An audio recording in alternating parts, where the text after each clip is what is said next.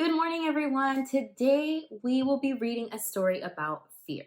How many of you have ever been afraid or you're still afraid of something that you just are really embarrassed about? Did you ever face your fear?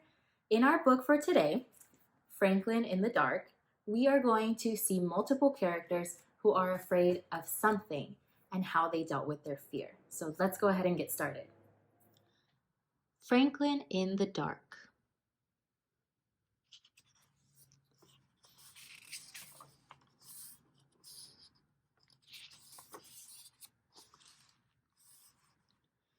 Franklin could slide down a riverbank all by himself. He could count forwards and backwards. He could even zip zippers and button buttons. But Franklin was afraid of small, dark places. And that was a problem because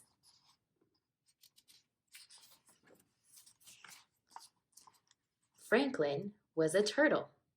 He was afraid of crawling into his small, dark shell. And so Franklin the turtle dragged his shell behind him.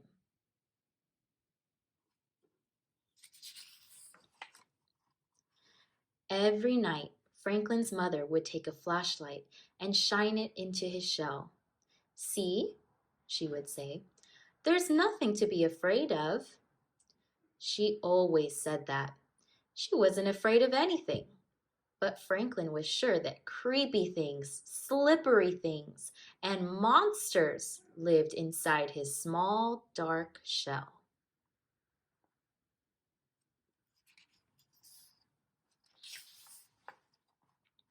So Franklin went looking for help. He walked until he met a duck. "Excuse me, duck. I'm afraid of small, dark places, and I can't crawl inside my shell. Can you help me?" "Maybe," quacked the duck. "You see, I'm afraid of very deep water. Sometimes when nobody is watching, I wear my water wings. Would my water wings help you?" No," said Franklin. "I'm not afraid of water."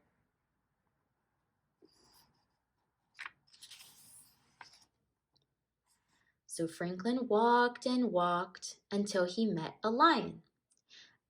Excuse me, lion. I'm afraid of small, dark places, and I can't crawl inside my shell. Can you help me?" "Maybe," roared the lion. "You see, I'm afraid of great loud noises.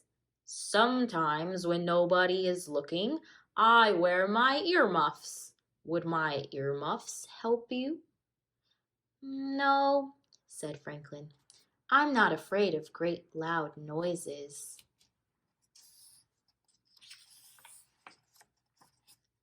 So Franklin walked and walked and walked until he met a bird. Excuse me, bird. I'm afraid of small, dark places and I can't crawl inside my shell. Can you help me?" Maybe," chirped the bird. "I'm afraid of flying so high that I get dizzy and fall to the ground. Sometimes when nobody is looking, I pull my parachute.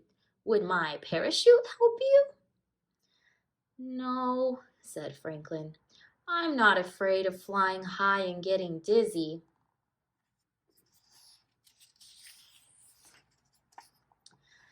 So Franklin walked and walked and walked and walked until he met a polar bear. Excuse me, polar bear. I'm afraid of small, dark places and I can't crawl inside my shell. Can you help me?" "Maybe," growled the bear.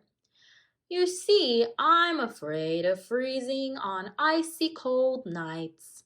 Sometimes when nobody is looking, I wear my snowsuit to bed. Would my snowsuit help you?" "No," said Franklin. "I'm not afraid of freezing on icy cold nights."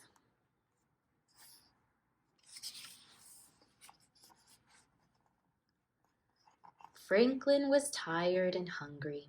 He walked and walked and walked until he met his mother. "Oh, Franklin, I was so afraid you were lost." "You were afraid? I didn't know mothers were ever afraid," said Franklin.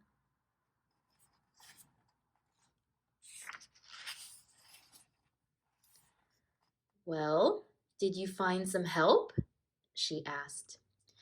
"No, I met a duck who was afraid of deep water." "Hmm," she said.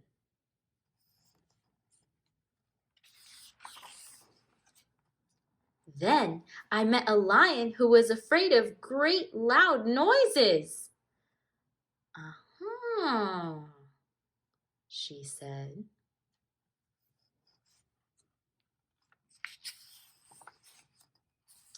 "And then I met a bird who was afraid of falling and a polar bear who was afraid of freezing."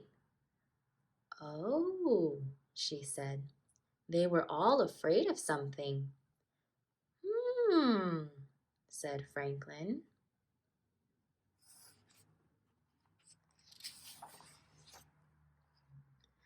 It was getting late.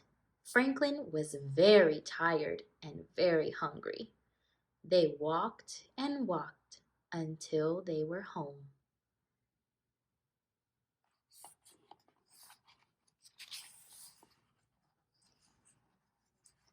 Franklin's mother gave him a cold supper and a warm hug, and then she sent him off to bed.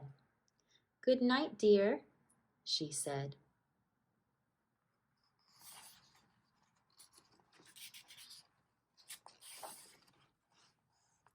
Well, Franklin knew what he had to do. He crawled right inside his small, dark shell. He was sure he saw creepy things, slippery things, and a monster. But he said a brave good night.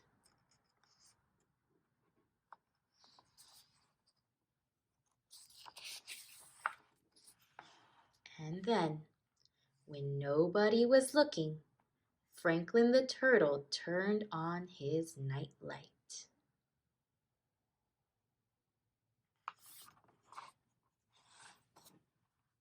The end.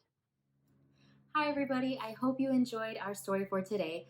Did you notice how all of the animals in our book were afraid of something? Franklin was afraid of his own shell, and even his mother became afraid when she thought that she lost him. I used to be afraid of the dark just like Franklin, but then I started thinking that I think it's okay to be afraid sometimes, but we can't let that fear control us our whole life. When you're ready to face your fear, it's okay to have something comforting, just like Franklin had his nightlight in his shell. Being brave takes baby steps, and sometimes it doesn't come all at once. Take a moment to pray about your fear and let God really take over and help you be brave. Sooner or later, you will get that courage and you'll be ready to face your fear, and you'll be glad that you did. I will see you all tomorrow for our story, and I am very excited because it's going to be lots and lots of fun. See you then. Bye.